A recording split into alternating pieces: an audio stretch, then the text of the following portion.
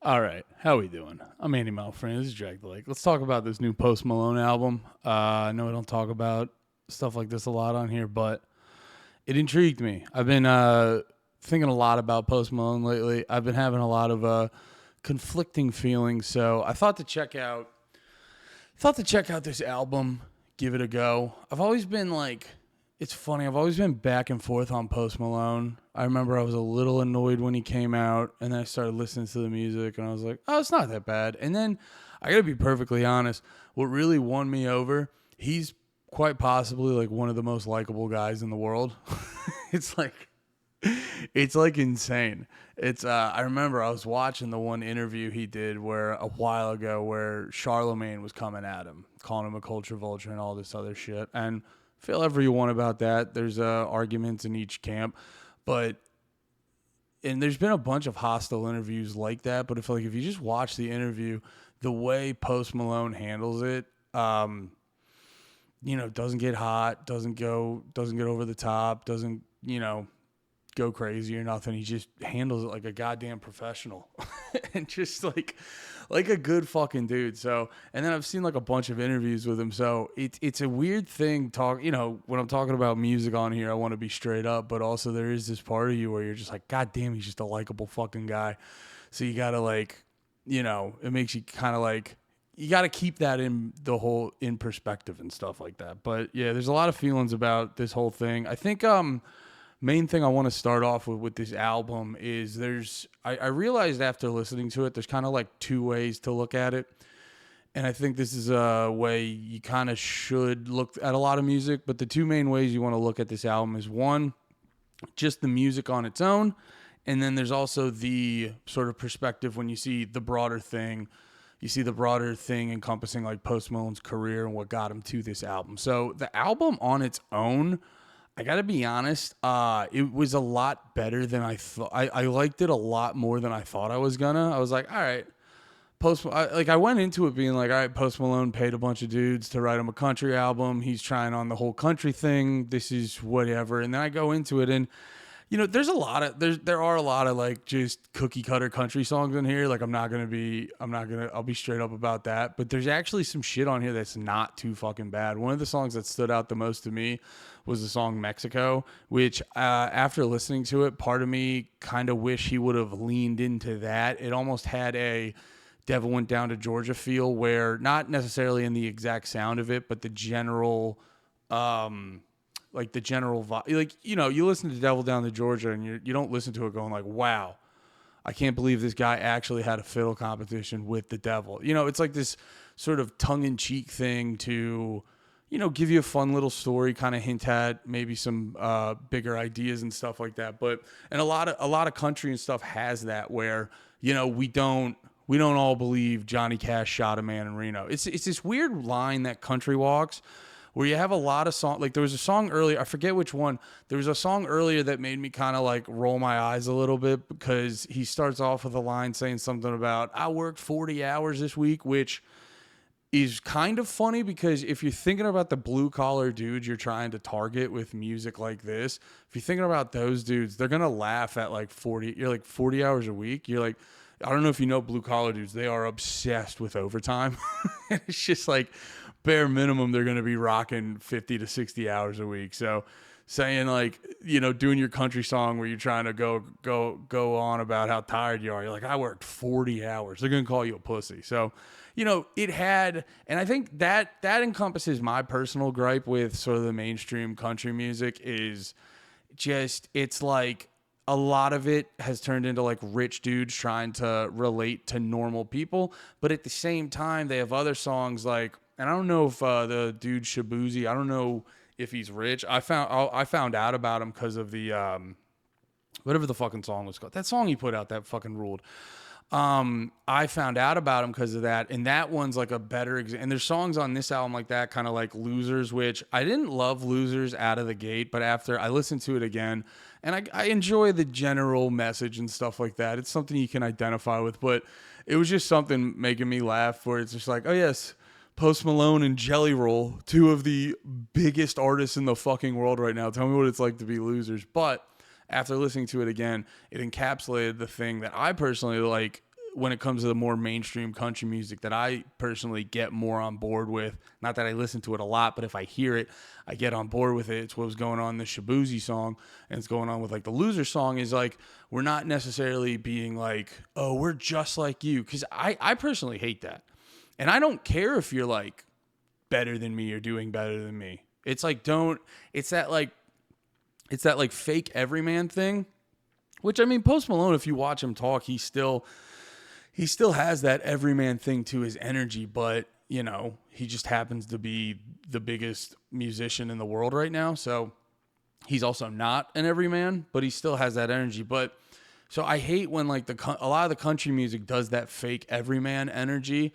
But you know, it's like, which I prefer, like what I was saying with the Loser song and Shabuzi, when they're kind of, it's a song acknowledging these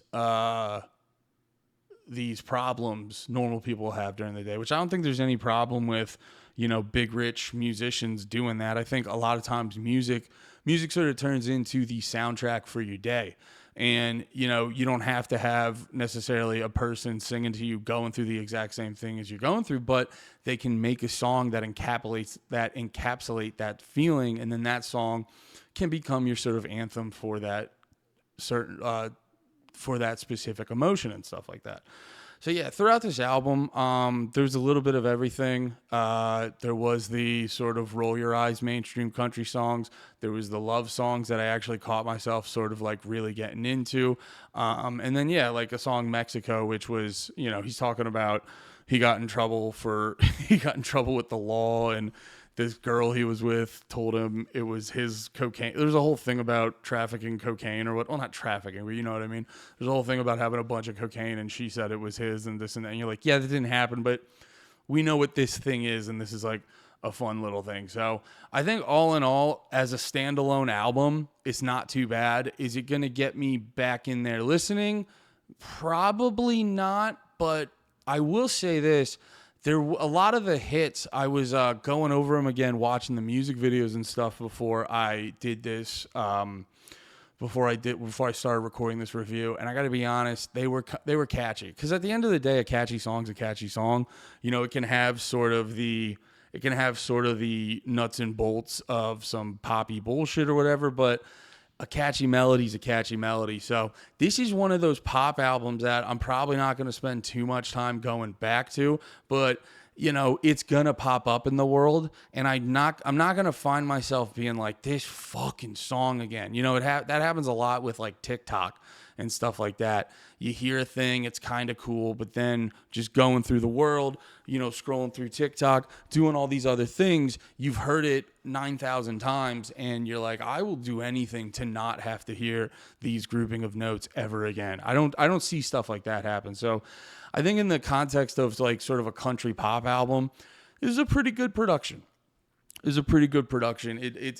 didn't get me. I don't know if it's turning me over. I do want to, honestly, I was checking out some more country and stuff like that after listening to this, and it did make me realize I always forget there's a lot more in the country genre that I can appreciate than I think about. Because I think I mainly stick to like punk, hardcore, metal, stuff like that, and that's sort of where my mindset's at. But in this realm of country music, I always forget that there's a lot more in there that I would like. So, and then that's sort of the first way I think you can look at this album, and you look at any album. But as we all know with Post Malone, and this is the part of the review that if you're a big Post Malone fan, I'm not going to be mean to him. I'm not going to intentionally be mean to him. I may be a little critical. I do fuck with the dude. I don't listen to his music like super regularly. Like I'll check it out whenever he does shit, but I don't listen to his music super regularly. And I do fuck with the guy heavily. I think he's like he seems, for how fucking big he is, he seems shockingly genuine and stuff like that. But, so yeah, it's no hate on Post Malone. It's just sort of like sitting here looking at the bigger picture of things. So if you're a hardcore Post Malone fan, you may find a thing or two you don't like that I say. So, and I know I see it with the Swifties. I'm not going to say you're as bad as Swifties. I'm not. I know you're not, but I see it with the Swifties, and they fucking ratio the shit out of your videos. So if you know you're going to feel some type of way, you might want to bow out. Thank you for hanging out. So for everyone who's still here, Yeah, so I remember looking at the bigger picture of this where, cause we all know the whole thing with Post Malone. He comes out, puts out White Iverson. He does a lot of like, a lot of people initially when Post Malone came out, I was always kind of like annoyed cause they kept being like, you're a rapper. And it's like, listen to his music. He's not really a rapper. Like he is, but it's like, when you say rapper, you think of dudes like Kendrick Lamar, Schoolboy Q, or shit like that. You know what I'm saying? Like Jay-Z, you think of that. And it's just like, I've never heard a Post Malone song that would be paralleled to anything like that. Post Malone always just, I don't know exactly what to call him. He definitely had that like SoundCloud rap when he came out, and he definitely sort of had that general vibe the whole time, but he always came off as singing or doing sort of a sing-songy rap. So I think a lot of people fucked up initially by just pegging him simply as a rapper and stuff like that.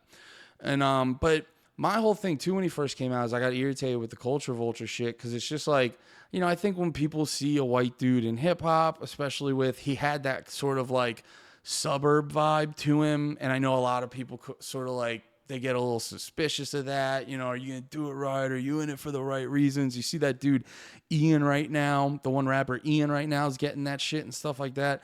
And I think a lot of people forget is like I think a lot of people get a very narrow mindset of what a person in hip hop or rap is, and they always forget. You're like, yeah, I know we're used to one type of thing as in hip hop and rap, but you got to remember, like everyone listens to this shit. So it may come off initially like, oh, I'm not used to this format of this, but you got to remember, it's like there's a lot of these white kids that just like I was kind of like that back in the day, at least in college. I got into hip hop way heavier in college, and like there's just these like white kids from the suburbs and shit that just grow up listening to their music, listening to this music, to rap and hip hop and shit, and when they think about making, they're like, oh, I like this music, I'm gonna make music like that.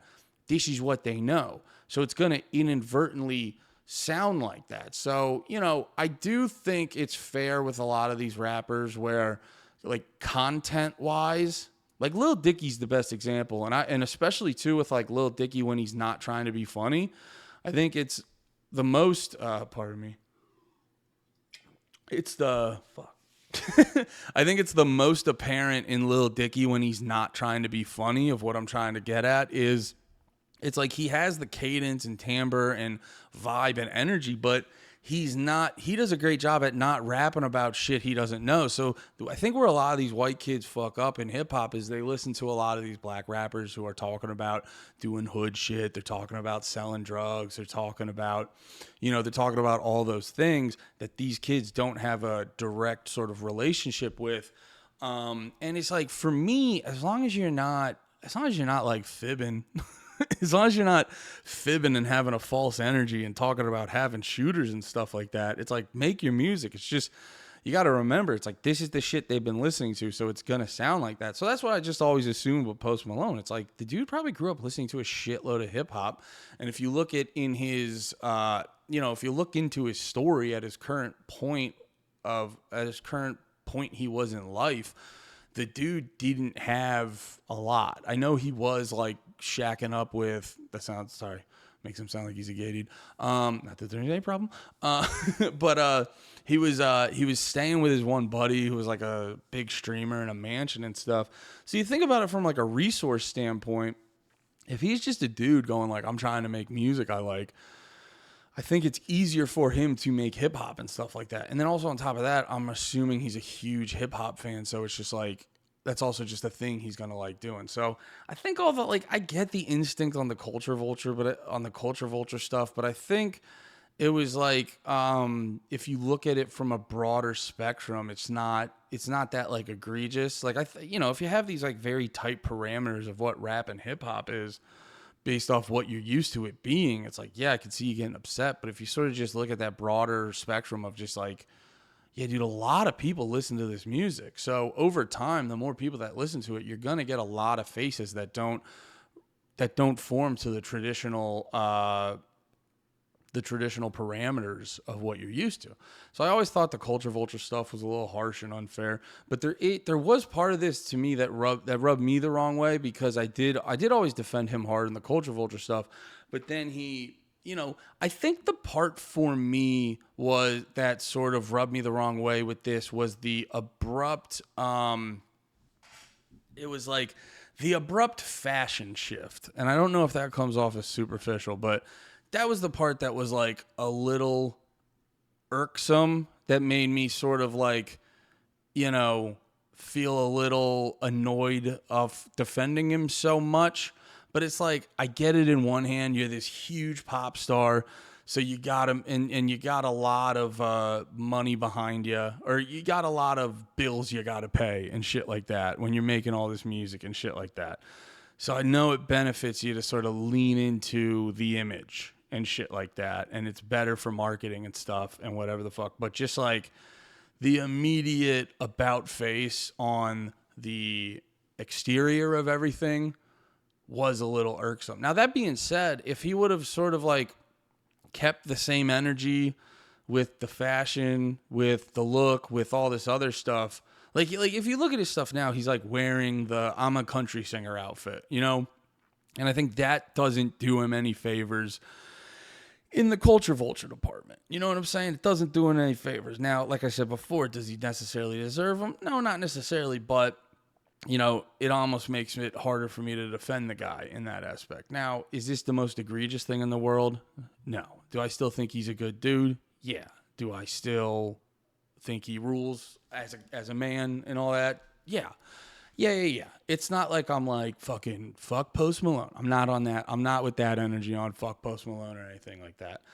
But I think that was the only part of it that does make this seem sort of like a cash grab, sort of like, you have I guess basically what I'm trying to say is now there's a lot more depth to it. Like I said, I watched a bunch of interviews of the guy. The guy seems genuine.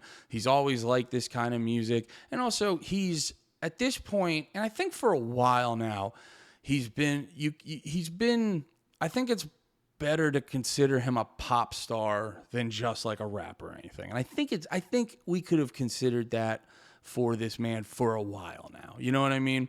This would probably be more egregious if we saw someone like Mac Miller or Eminem do this. But Post Malone, I think very quickly he shifted into general pop star over just hip hop. Because if you look throughout all of his career, he's always sat in the electronic hip hop sound space, but it's always been sort of ebb and flowing and all that.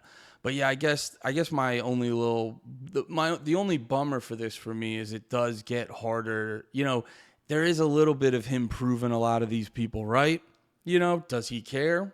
I don't think so. I think when he's in his fucking mansion with his family and just chilling the fuck out, and he's got all this great music he wrote and stuff like that, I don't think he really gives a fuck. But, in the realm of dickheads like me talking in their bedroom, yeah, it's it's a different story. But yeah, I guess that's like my only real thing with him is I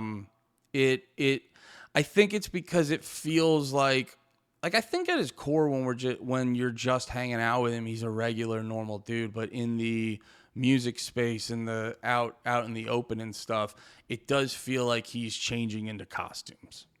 So that would be the only sort of criticism I would put on him. But is it a huge deal? No, because I think there's a lot of. Is it a huge deal at the end of the day? It's not the biggest deal. Is it make or break for me? No. Also, is it what you kind of got to do when you're when you're up there?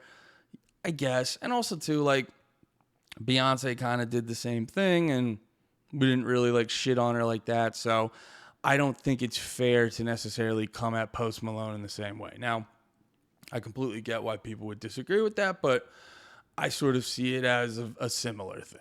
You know what I'm saying? I sort of see it as a similar thing. Yeah, I don't know. All in all, it was pretty good. It's pretty good for what it was. So does it have me like locked in on country music now? No, not really. But yeah, do I still think Post Malone's a cool dude? Absolutely. So Yeah, man. Actually, I don't think that did get. I think I did too much of a preamble on it. I thought that was gonna get worse than it actually did, but I don't know. Dude, it is really like maybe I'm just being a fucking suck up to Post Malone. Who the fuck knows? Because he's just so goddamn charming. I'm probably, you know what it was? I shouldn't have watched those interviews. I'm absolutely smitten and swooned by Post Malone's charm.